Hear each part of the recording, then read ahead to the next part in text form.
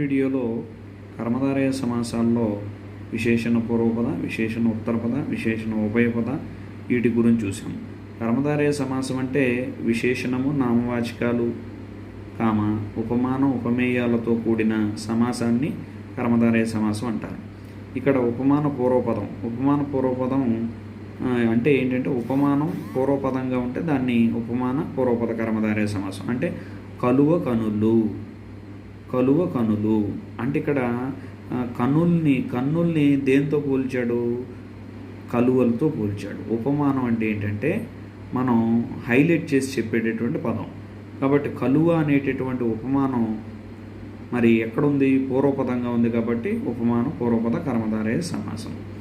అట్లాగే ఉపమానం ఉత్తరపద కర్మధారయ సమాసం అంటే ఉపమానం ఉత్తరపదంగా ఉండాలి. అంటే నరసింహుడు, సింహము అంటే నరుడు, ఇవన్నీ కూడా